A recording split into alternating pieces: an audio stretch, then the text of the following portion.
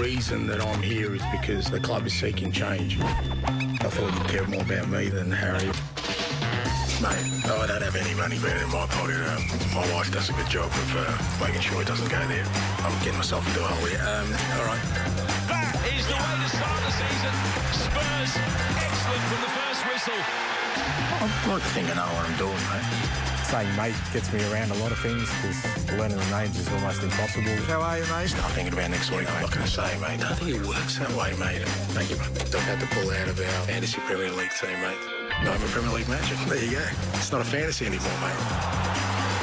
I'm different to the other managers that have been here, and I'll do things my way. The new look Tottenham.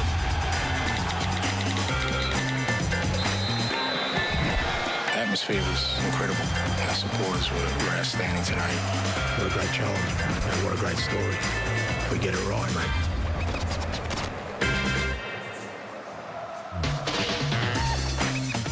So right to the other thing that you may have missed while you've been away is we love Ange now. Yeah. This is now an Ange fan programme. No, but I love it. Remember, I've come from the world. Yes. I come from the place of Ange. I come from Australia, man. You come from the Ange down under. Down under. Honestly, all the interviews I was doing was how's he going to do, and all you could say is you just hope that he has a good start. You just hope he has a good start because obviously the Tottenham fans, they don't know too much about it. They know he come from Celtic, but like he said, he's been in the game for a while.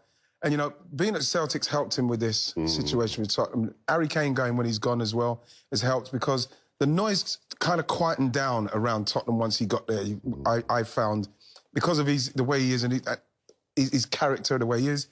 And we're seeing him playing the football. What's got to happen is he's got to have time. I was speaking to Tim Cahill. Tim Cahill said if he gets time so as he can get what he wants to do in that team and put the players that Tottenham will be very happy with him. And at the moment, it's looking good. You know that beat very well at Tottenham, and the fans are fully on board. And you're talking about him, you know, getting enough time. It doesn't feel like there's going to be any pressure from fans anytime soon. I was on a fans podcast last week, actually, and I asked them all, is this the fastest you've ever taken to Absolutely, yes. Before a ball was kicked. Before a ball was kicked. I think they saw the way he played in pre-season. They see the way that he relates to them. He's very dry, very droll, very down-to-earth, talks about...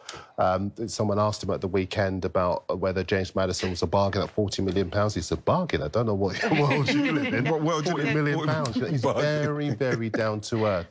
But one of the key things that I think has been really helpful, and I've been of this opinion for a long time, they sold Harry Kane and they got a huge amount of money from him. I think they've needed to do that for a long time. A lot of the Tottenham players had been hiding behind Harry Kane's goals and not showing any leadership. Right. And what Spurs have done is rebuilt that team. A new centre-half, they brought back Udogie from loan. Yes. Bissouma and Sarr are playing. Bissouma looks like the player they bought from Brighton. Sarr's getting an opportunity that he didn't have under Conte. The arrival of Maddison is a game changer. I'm sure we'll focus on him a bit later. But, and they've got a guy with... And they've got Bentancur coming back. Bentancur coming back. And the thing is about Postecoglou, he spent his career defying the odds. When he first got the job at Australia, I remember doing some stuff for Australian TV down there, and a few doubts, but he won them over with that commitment to attacking football. At Celtic, when he arrived, a few celebrated names were saying, who is this guy? You know, undefeated at home at Celtic. This is a guy, and not just undefeated, but playing great stuff, winning silverware, winning people over. And now he's come here, and, I mean, this is a hard job. And I think the one good thing that might work in his favour is that the managers that were there before him, they almost felt like they were doing Spurs a favour. Yes, good shout. Whereas this guy he's hungry to win, to defy the odds. And I think he's going to be sensational. Fingers crossed for him. He is, and he's just playing the kind of football that Tottenham fans want to see. It feels like a breath of fresh air from everything that they're saying, everything that we've seen from Spurs. And yes, you know, it doesn't have to be attractive attacking football in order to be successful. But having had the opposite and not had any success with it, this seems infinitely preferable to them. Yeah, it looks good. Early days, and I'm sure he'll be the first person to admit it's early days. And what I really love about him, going back to your point, Darren, is in the media, whenever he's given an interview, he always speaks about the team we're looking to be, we want to be. He never speaks about the team they are at present because he knows it's a work in progress. And I think what he's done is his presence has diluted all of the noise around Tottenham. and he's taken that pressure off the players.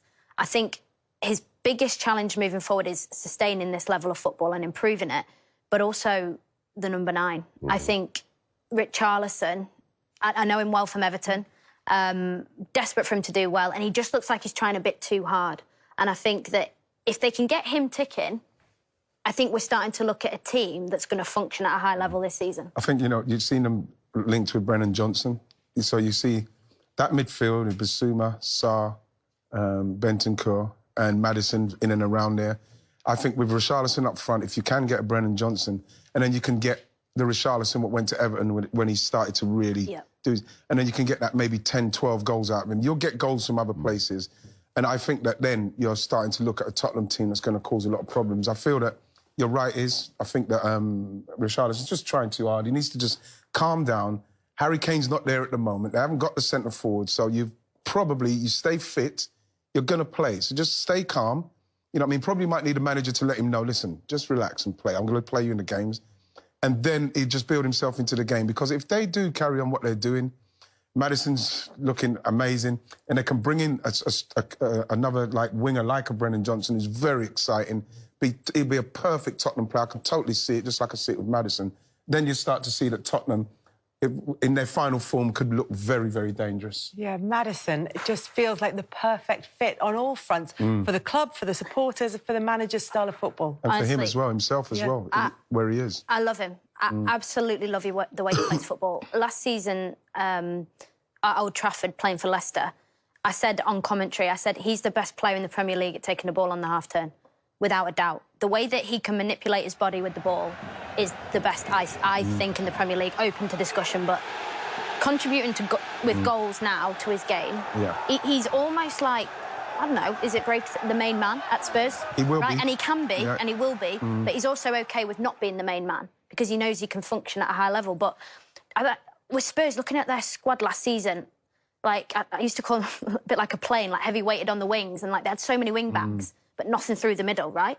And then look at them now, and, like, he's just gone back to a conventional system with a back four, solid, everyone knows their jobs, and Perisic is starting to sort of get back into the team. You've got Højbjerg, who, he's a good Premier League number 6, in my opinion. He plays a bit sideways, but he's safe. He's got players that are going to come in, and you can see the culture around the team. All the players want to play for him. And that's the presence of Ange Postecoglou. He brings that about him. I love watching him. I love Maddison, and I think they've got a bright future. When you see, like Maddison, I think the Tottenham fans will be very surprised at how much work he gets through. He'll go box to box. You see him in the midfield. You see him, like, for that goal there, right up the top end. He's got a free rein, right? And someone like him with a free rein, then you get pace up front. You get people who get good, people who look after you, like Bissouma, like Bentancur. Even Sarr looks... Then all of a sudden, you've got James Maddison just floating in and around all of that. Just get Richarlison, just needs to just nick a couple of goals, get themselves going. I agree. I think that there has been this thing about what would Spurs do without Harry Kane, but they've rebuilt the team, and I think that's what they've needed to do. The left centre-back position's been a problem position for Spurs for several seasons. Mickey van der Ven, he's coming, he's slotted in, and he reminds me a lot of when Toby Alderweireld made Jan Vertonghen a better centre-half for being there. They're a lot more settled, they're not making silly mistakes anymore. Van der Ven's very quick as well, a good covering player. And then they've got that protection in front of the back row in Sarr and Bissouma as well. The irony about where they are at the moment, and you're right, Postecoglou's been saying that we're only a little bit of a step where we need to be, but we're nowhere near there yet, is that Son and Kulusevski, who have been at times their best players, are nowhere near where they can be as yet. The other thing is that he was at the press conference last Friday, and I asked him about where he tends to look.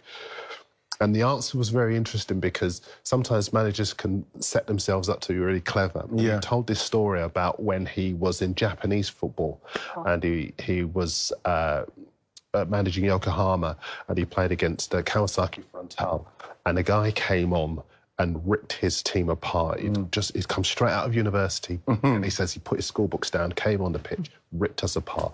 And he said, I turned to my guys, and who's this guy? Mitoma. And he said, he said it was him and another guy called Rayo Hetate.